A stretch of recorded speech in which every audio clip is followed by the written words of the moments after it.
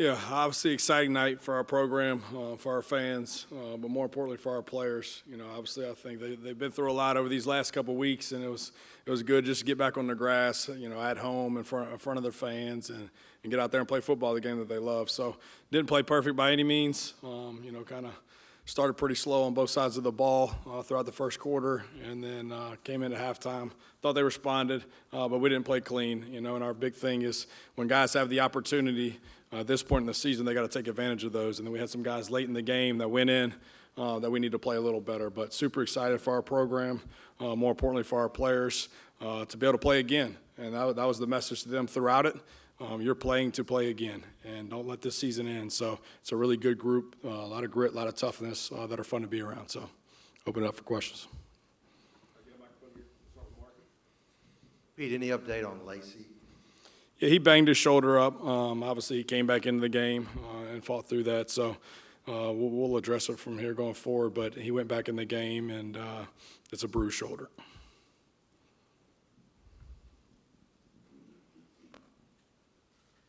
Pete, I know you've said you tried not to have this mindset until after the season, but at some point today, did it kind of dawn on you that this is your team now? You're the head man of this football team. Yeah. I mean, I look at it. It's our team, but yeah, obviously the ability to make some decisions where before. Do you want to go for it? Do you want to punt? Do you want to take the points? And all those things, things that you've been talking through for years, to finally be the last voice. It kind of hit me some. And then just more the excitement for the players, how they responded. Some of those hugs will get you a little bit, I think there's been so much work to have been done up to this point. You really couldn't take a deep breath. And I think for these players, well, I just know how it is in the playoffs. If you don't keep them excited to play and working hard and really focusing on the details, then you're not going to be the last one to win the last game, because there's only going to be one team excited at the end of this thing. And so we just want to make sure we keep them focused. But, yeah, it was definitely a couple times throughout it, and obviously the game got to a point to where you could kind of look around at some point, and it was pretty damn cool.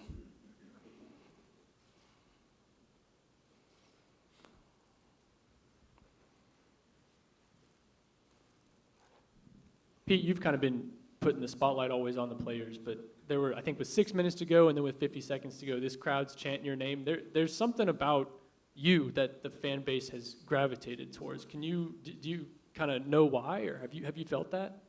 Well, we just had a home playoff game in Oxford for the community, okay? We had a decent signing day, depending upon the terms of it and how it was done, and we just won the game. I'm well aware how the other side goes when you don't win the game. So I've been on both sides of that. No, I think I've been able to invest a lot in this place over 3 years, made a lot of really good relationships with a lot of people outside of this building, and they know where my heart is at this place, and I know what these kids mean to me. And so, no, it was awesome. But I'm well aware there's a chance it can go the other way. You start losing football games, so as it should be. Hey, Pete, you said that you were going to be the defensive coordinator today. Obviously, a great performance by that defense. How was it being the head coach and, of course, being the DC, but another big day for the defense? Yeah, I think it was a team effort. I'm talking about as far as attacking the game, of the game plan going in, what's, field position-wise and what were 2 downs, what's going to be 2 downs, what were you up to whether we're going to kick or things like that. So those meetings with Austin and Joe Judge and Charlie throughout the week, once you get to the game, there's not a lot of decisions you've got to make. You've done your research and here's the situation, here's the point differential, right? And then the only thing for me is I think momentum is very important in games, and you got to keep it, and sometimes you got to go get it. And so the book doesn't always tell you that. So some of those tonight weren't exactly by the book, whether to get the momentum, or to keep it. So it's good. We got a lot of help. Joe Judge obviously is a big part of that. Getting Austin back has been a big piece of that from the GM role, too, from an analytical side. So it was definitely a team effort going into it. Pete, how would you describe the process of transitioning out of the chaos of the change to, getting everybody sort of back in the building and focused on, the job ahead?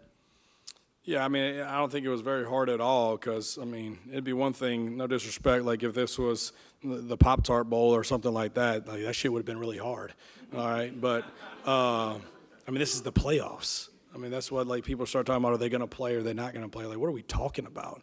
I mean, these kids have gone 11-1 up to this point, right, and had a home playoff game, first time in the history of the program. Like, these dudes want to compete. And just like I told them, they don't really care who runs them out the tunnel. That's the truth, right? They care about their preparation. They care about their plan. Are they getting developed? Are you increasing their value by coaching them really hard and holding them accountable? The head coaching piece is developing the staff, creating the culture, all those things that are off-season, summer-based. By this point in the season, right, the thing's running the way it should.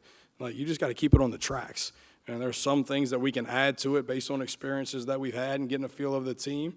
Right? And there's some things that we could take away that I don't feel like impact winning or losing, and that I'll let the team vote on whether we want to do that to a certain degree. And then there's some things I just believe in, right? And maybe he didn't. But we're not coming and reinventing it at this point in the year. And that's what I've said the whole time. Like, this reminds me of the COVID season, right? When Coach, I mean, we played the Iron Bowl. Coach ain't there.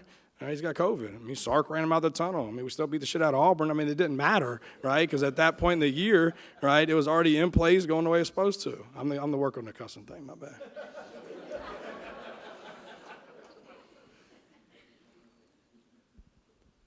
That's 2 games with Tulane that you guys have held them on fourth downs, I think 0 for 7 over those 2 games. What's been the key to winning those situations?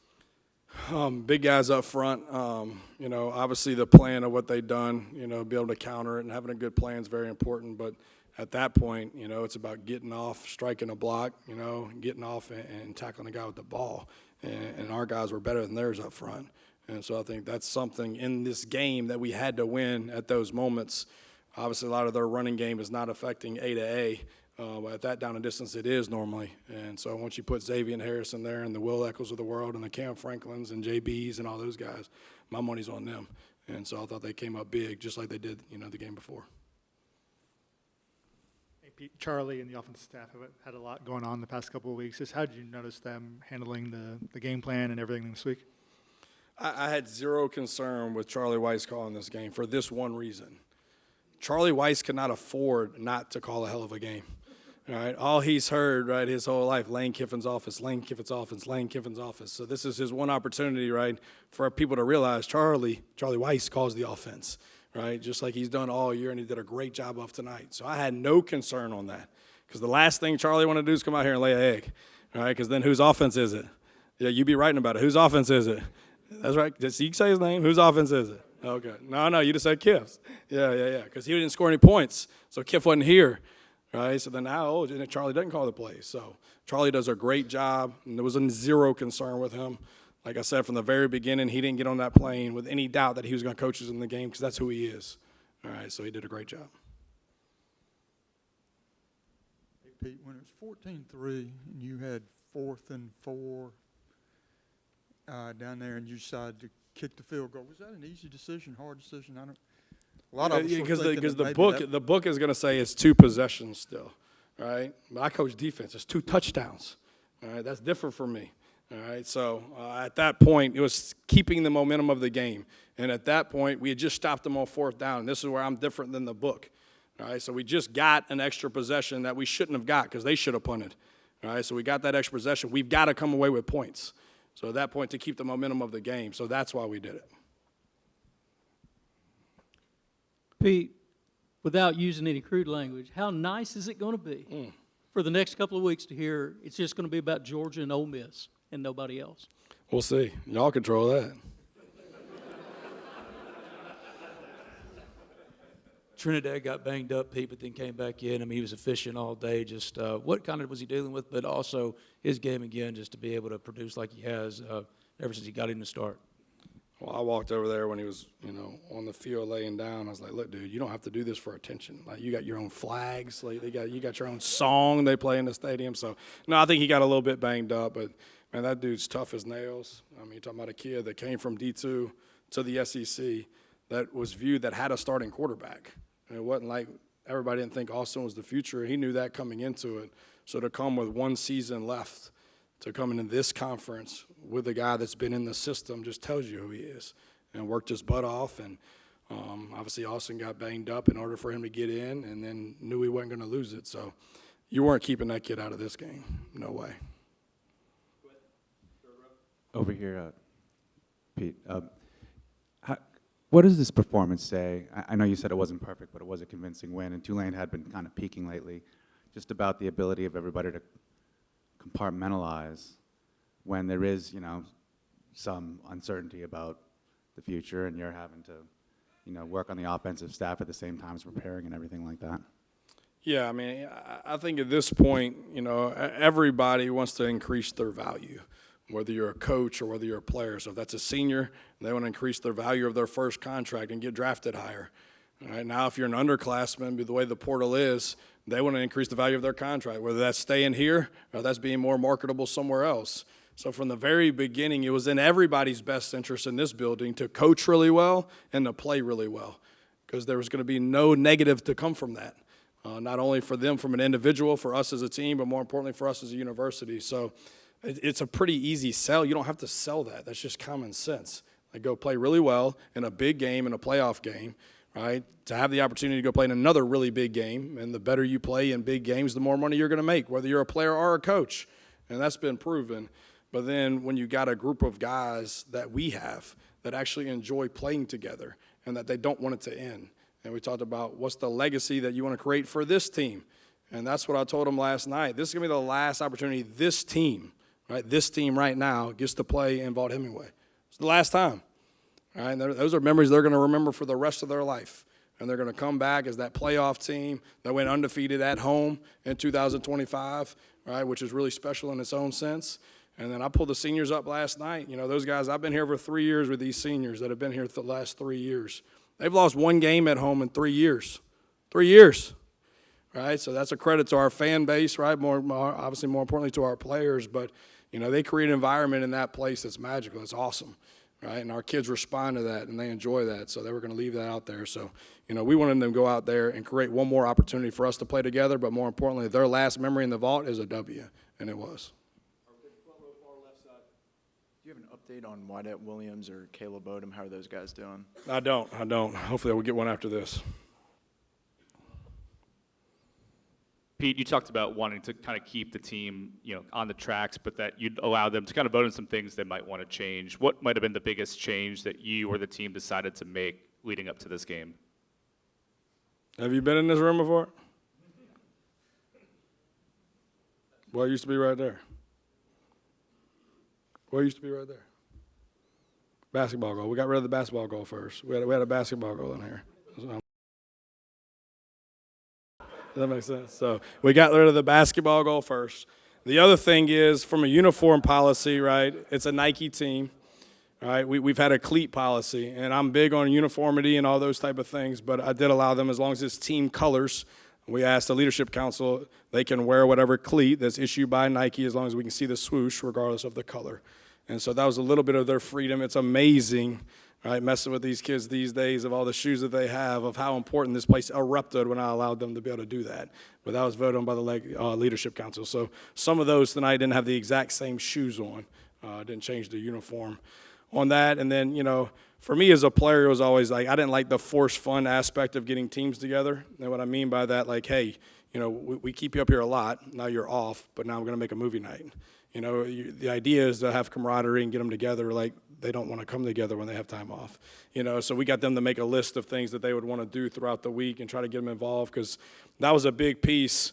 And that 2-week period, I called every player in. I was like, hey, give me one thing, the one thing that you love the most about Ole Miss.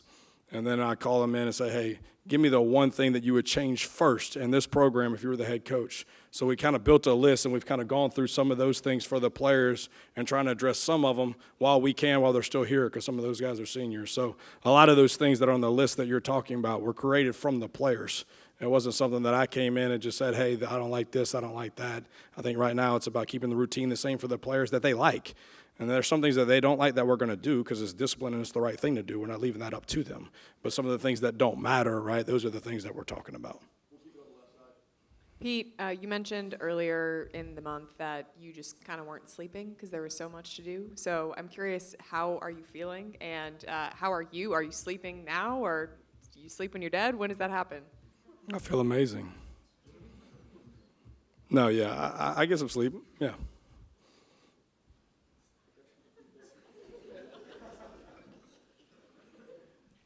Grace Rayner with The Athletic. What will you remember most about today? Probably the player smiles, you know, in the fourth quarter when the lights went down and they're walking by. Like, there's very few games, especially in the playoffs, to where you get that feeling during the game. A lot of that time, obviously, is in the locker room once the game's done because it's a different type of game and the momentum of the game. But to know what they've been through and know the direction that they could have gone, but to be able to see that and see the fulfillment within them for their hard work and everything that they did when they didn't have to. It made sense to me as the playoff, like you have to do that. They're still 18 to 21 years old, right? And they came here from some guys that they looked like that left them, right? And they were able to battle through that. And for them to get the outcome that they deserve was awesome. And so I would say it was the smiles of the players probably in the fourth quarter. We'll go to the top of the room. Yeah, Pete, you guys came out jumping immediately, 14 points, basically 2 perfect drives to start. How critical was that to get the fans continuously in it? And then you guys did it again in the second half. How much did the fans help you guys today, and how critical was your start to the game? Yeah, I mean, I think they're a huge impact, especially early in games. And that's why, you know, we're a proponent for taking the ball, especially at home, right, because the crowd's juiced up and we're rolling, there's energy in it and all those type of things. So we're a really good first drive offense, you know, when that script gets going and they've got a good idea of the game plan and all those type of things. So I think it's really important to start fast. Obviously, it helps you from a defensive standpoint as well. I did not think we executed very well at all on defense tonight. I know the scoreboard shows something different, but we've got to execute better on defense on a more consistent basis. But I am proud of their effort and obviously keeping them out of the end zone, which is a big piece. But we got to really improve on some third downs and create some negative yardage plays on base down to get them in some third and longs. But we're going to have to do that next. But, no, it was good to start fast. The fans were a huge piece of that. I think the momentum building up to it was my concern for the players. I said it's good for everybody else to be excited. It's good for you to be able to execute because when you execute, they get excited. Like, that's how it works. You execute, they're excited. And so make sure we were preparing the right way and practicing the right way because there was no doubt they were going to be excited, but you worry about emotion becoming emotional, you know. But they had their focus, and we got to clean some things up, but super proud of them. Coach, right up here in the center. Good to see you in person this time. For a game like this, going forward, how does a college football playoff winning program now change just the trajectory when it comes to things like recruiting or just the vibes around what this Ole Miss program is forever going forward? You can stop talking about what you're going to do. And that was the one thing that was really a struggle for me when I first came, just from the defensive side of the ball. Everything that I was shown was coming from places that I had been. So, hey, we're going to do this. We're going to do this. Well, that sounds good until you don't do it. And so I think now, having done it, and that was our thing on defense, hey, we were going to lead the SEC in defense. Well, we did that last year. Right, so now we don't have to say that in recruiting. Like, now that's the expectation. We're pissed off this year because we're not. And so I think it's going to be the same thing for the next recruiting class. The expectation is to make the playoff every year. That's why Keith Carter invests the way he does and runs the program the way he does. That's the expectation. And that's what was unique about this group because we felt like last year we screwed that up. We had a talented enough team to be able to make the playoff, and we didn't. So all these guys that came into this team, their expectation was to make a playoff. And that legacies came true for them. So I think that's going to be for every class coming forward. That's the expectation of where this program is. It's a top 5 program in the country, and that's your expectation every year. Coach, right here. Great win. I want to ask you, 1 penalty for 5 yards. How proud are you about the discipline of your team and them being able to be laser-lock focused and take care of their 111 on both sides of the ball?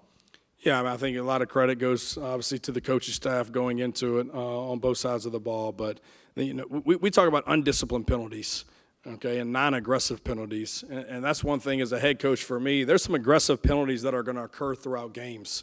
And it's a step. Is he out? Is he not? And the guy runs right through him on the sideline. Like, that's an aggressive penalty to me. At times, you got to be smart and you see him in the white. So there's some of those. And there's some of the hands to the face up front that sometimes, yeah, we got to get our hands down. Like, those are aggressive penalties. But the non-aggressive penalties are the false starts and the offsides, the dead ball penalties, the personal fouls. Like, we can't have that. You can't have that in the playoffs. It's hard enough to beat good football teams, much less, right, when you give them free hitting yardage. So it was a big emphasis, but it's been a big emphasis all year, and it always has. So we show them the penalty report every week. They know the refs. You know, we show them film on Friday nights of what they like to call, how do they call it, and all those type of things. But, you know, that's a discipline piece for the players, and that's to their credit, and credit to other coaches holding them accountable throughout the week. That doesn't just happen on Saturday. That happens Monday through Friday. But we got a really good group of kids that do things right. Coach, you talked about earlier this week about how your family's excited about this game. To walk off the field winners today with them, how was that moment for you? I was just asking them where their sister was, you know. No, it was awesome, man. My boys love football more than anything, and I've dragged them about to every state. So they've got a lot invested in this sport too, and this place as well. So it's super special. Hey, Pete, you talked about it earlier in the week, that next man up mentality, and guess what? We saw it. We saw Logan Diggs come in. We saw Austin come in. It wasn't perfect. Mistakes were made, but we also saw him execute. What can you say about what you saw from those specific guys that had to come in, and were you impressed with what you saw? Yeah, I mean, obviously we'll evaluate the tape. To the naked eye, I felt like they came in and responded the right way and gave us a spark and ran the ball well and had some good throws and extended some plays and all those. And then I think there's going to be some truth to this film session tomorrow night as well. A lot of other guys had opportunities late in this game and didn't play well. And that's something that we really focused on these last couple of weeks. Somebody sitting in these seats that hasn't been a starter is going to need to make a big play in a big game for us to win the games we need to. And some of those guys weren't ready. And so that's going to be a reality check for some guys tomorrow night. But other guys took advantage of it. Hey, Coach, up here, up top. Yes, sir. With a historic victory like this and now punctuating an amazing season here at Vaught Hemingway, how long do you let this win linger before you turn around and address the one team that has given you an L this season in UGA? We're going to enjoy it tonight, and then we'll be back to work at 7 a.m. tomorrow morning. Pete, Zach Ewing from New Orleans Times-Picayune. Your initial thoughts on coming to the Sugar Bowl, a place a lot of your fans can drive to, and the support you should get there? I'm most excited. My brother had his second child last week, William, that I have not seen yet, and they live in New Orleans. And so I get to go see my nephew. I've got a niece, but this is my first nephew that I'm super pumped up about. But, you know, I was born and raised in Hammond. Obviously, you know, recruiting-wise, we like to take a 5-hour Africa region and go recruit from. So we got a lot of guys from Louisiana, South Mississippi, Mobile area and all that. So I think that's really good for our players and then obviously our fans. We got a big Jackson group, South group, you know, on the coast and all that. So I think New Orleans is a place everybody enjoys going to visit. And it's a great venue. The Sugar Bowl does an unbelievable job. We've been there several times at several different places. So we're going to be challenging a really good Georgia team, but it's a great venue, great place to play, and great food. Appreciate it.